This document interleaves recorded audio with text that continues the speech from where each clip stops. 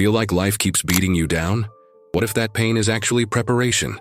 A simple pencil proves you aren't broken, you're just being sharpened. The secret to leaving your mark starts right now.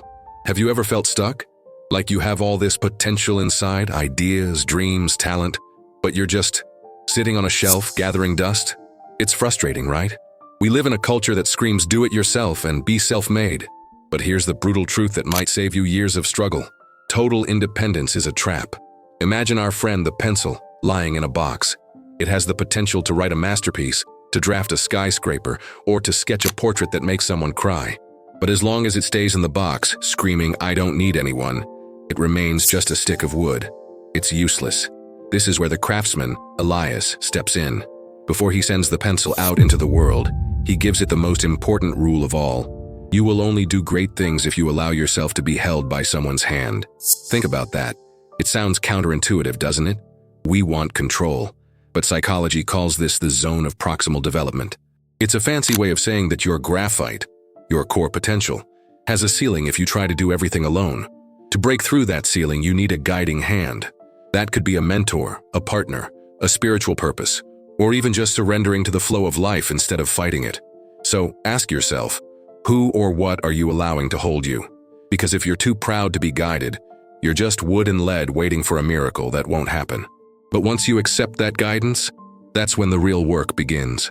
And trust me, the next part isn't going to be comfortable. So, you've accepted guidance. You're ready to write your masterpiece, right? Not so fast. Before you can leave a single mark, you have to face the one thing we all run from, the sharpener.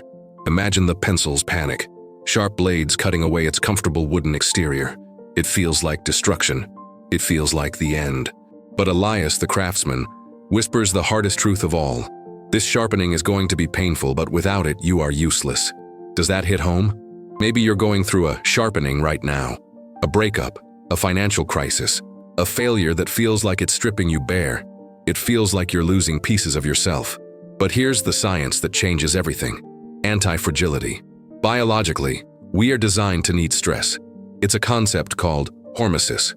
Just like a muscle needs to tear to grow stronger, or your immune system needs exposure to pathogens to build defense, your character needs the sharpener to become useful.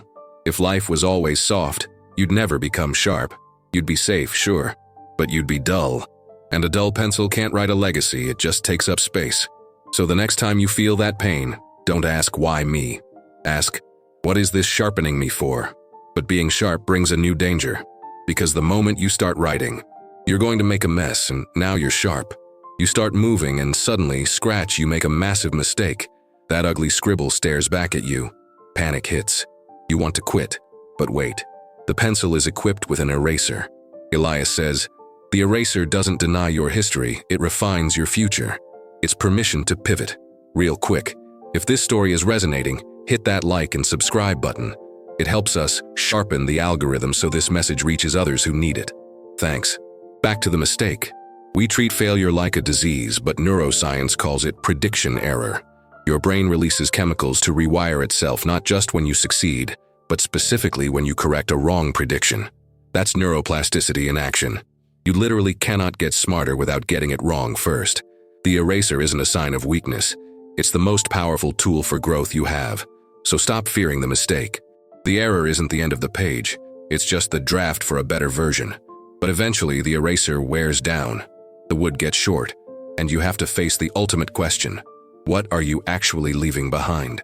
As the pencil continues to write, grind, and be sharpened, it inevitably gets shorter. The paint chips. It looks spent. In a world obsessed with anti-aging and appearances, this is terrifying. But Elias shares the deepest secret of all. The wood is just a vessel.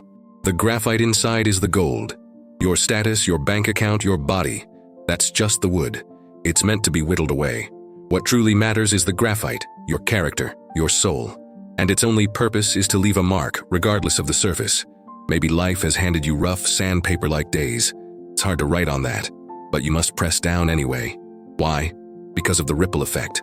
Social psychology shows that your actions influence people up to 3 degrees of separation away.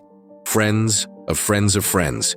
You are literally touching the lives of people you will never meet. So don't hold back. Don't save your graphite for a special occasion that might never come. The pencil eventually disappears, yes, but the words, the art, and the love it wrote, that stays. That is the only thing that outlasts the wood. So, press hard, write bold, and make sure that when your graphite is finally gone, the page is full.